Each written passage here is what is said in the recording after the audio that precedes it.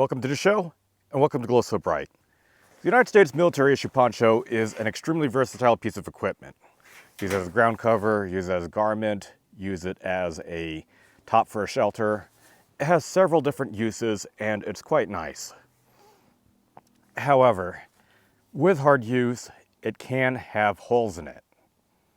This one I got, in particular, found for $12 on Facebook Marketplace. Quite a big deal. Pretty good deal actually, but whenever I took it out to rainy environments, a few pinholes here and there will cause a large amount of water to seep through and create some very bad wet spots. Not good at all. So I need to repair it. And it could be from buying a secondhand poncho with little tiny pinholes in it to having holes develop from rough use or simply some areas wearing out. This piece of equipment needs to be maintained. So let's go and repair some holes and make this into a functionally new item. Here's what's needed to repair the poncho. So here's what I'm going to go use to repair the poncho. Of course, I need the poncho itself, a cloth or a sponge, a nylon brush, I'm using an old toothbrush, a spoon-like object, I'm using a spoon from a field cutlery set, a mild detergent or soap, which I'm using Echo's dish soap because it doesn't have any harsh dyes nor have any brighteners or detergents or scents added to it. 7th generation is also good. Same with any other laundry detergent that has the same characteristics, or unscented Dr. Bronner's Castile soap or other similar Castile soaps. 2 adhesive patches designed for tents and other field gear repair. I'm using Source One Tactical Surplus UCP patches, which can be found really cheaply and work quite well. And I'm also going to go use Nikwax waterproofing tent and gear solar-proof spray.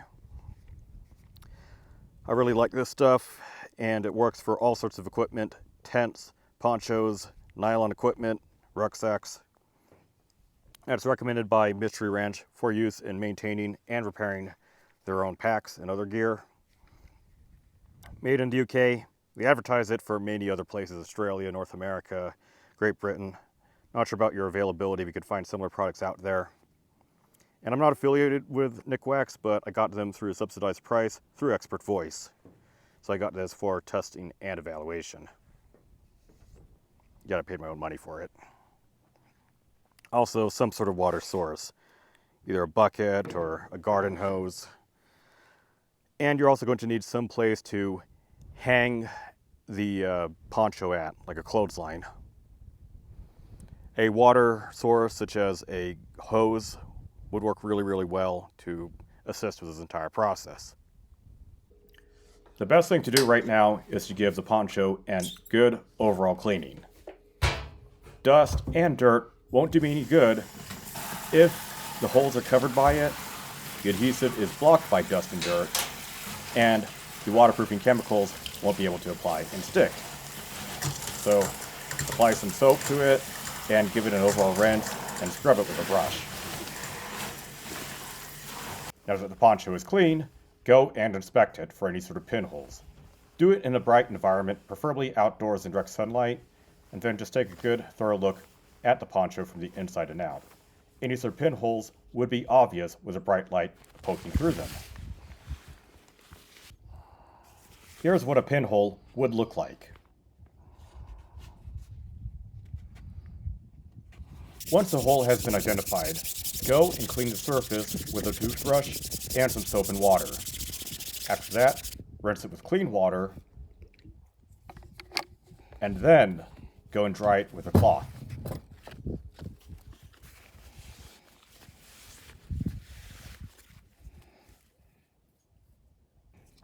Now that the surface has been thoroughly cleaned and dried, I'll go and apply a patch. Follow the manufacturer's recommended guidelines for the patches you'll be using, but for the Source One Tactical patch, I'll be using a surface and lay out the poncho as flat as I can, apply the patch, and then rub on the surface of the patch with a metal spoon, or they call it a spoon-like object, I guess like a rock or something, and then rub it for 45 seconds. Once I'm done with that, I'll go repeat the process on the other side.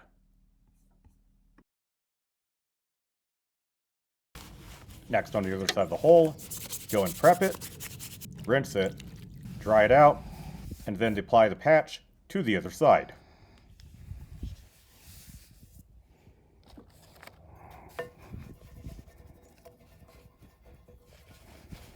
Once that hole has been patched to both sides, inspect the poncho again and go and patch any sort of remaining holes.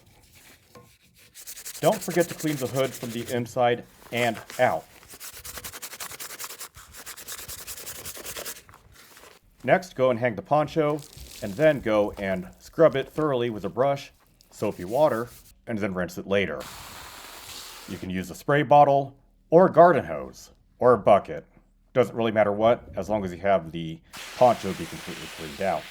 Don't forget to clean both sides. Once the poncho has thoroughly been moistened, then go and apply the waterproofing spray. Follow the manufacturer's directions. In this case, for Nikwex waterproofing spray, the instructions between the label and on their videos is a bit inconsistent, so I'm going to go spray about 6 inches away from the poncho and then spread the waterproofing spray throughout with a moistened cloth. Again, don't forget about the hood. Spray the inside and outside of the hood with waterproofing spray, then spread it around with a sponge or a moistened cloth. Now that waterproofing spray has been applied to the poncho, then let it air dry. Once the poncho is dry, flip it over and repeat the waterproofing steps again. Finally, let that side air dry, and then the poncho should be good to go. So I was able to get this poncho fully repaired. Any sort of areas that have holes in it are now patched up on both sides. So in case one patch fails, the garment would still retain waterproofing abilities. Any other areas which don't have holes but could have the waterproof coating on it be worn off, I rejuvenated and restored it using the waterproofer spray. So now this poncho can be used in all sorts of intended uses, as it is originally. And with the patches over here, you can't even tell if there's a hole in the first place. It's not like this camouflage pattern is absolutely useless or anything like that, and the government spent $5 billion on web gear, uniforms, and all sorts of equipment that are useless, let alone all the other dumb camouflage patterns that were made and adopted by the Air Force and the Navy, but let's not get too sidetracked on that.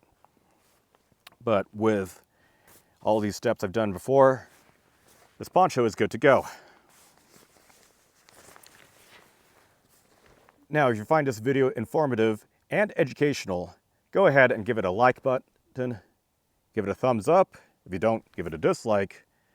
Read the video description for more details, and also check out the Amazon affiliate links to figure out where to get this sort of stuff that I recommend.